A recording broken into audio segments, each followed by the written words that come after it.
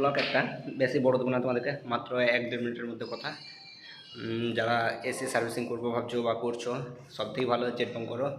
আজকে আমরা নার্সিংহোমে ওটি যেখানে করে সেই জায়গাটা তোমাদের দেখাবো। দেখো কতগুলো এসি আছে, 3 পিস এসি আছে।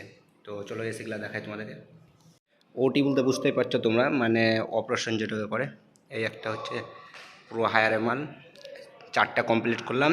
এইখানে 3টে আছে, এই 3টে করবো, নিয়ে 7টা হয়ে যাবে।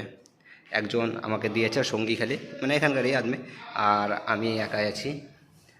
আজকে হেড মিস্ত্রির বাজার আমার, আমি যে মিস্ত্রি আন্ডারে করি তার আজকে বাজার।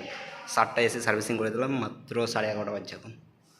দেখতে পাচ্ছ পুরোটা তোমাদেরকে দেখায়। এগুলো সব অপারেশন করার জন্য ব্যবহার করা হয়।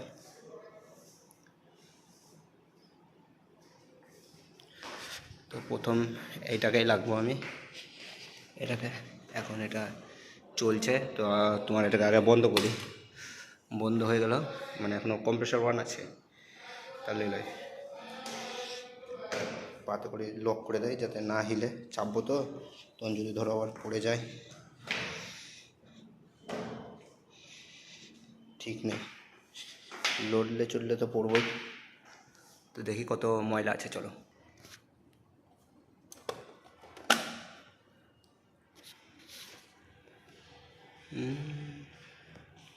তোমাদের খানিক করে পুরো এসি কটা খোলা দেখাই, মানে সার্ভিসিং করতে গেলে টাইম তো লাগবে। দেখো 3টা এসি খোলা, তারপরে আবার পরিষ্কার করে আবার এই করে পানি মারতে হবে ইনডোরে, তারপরে আবার ক্যাবিনেটগুলো সব খুলতে হবে ভালো করে।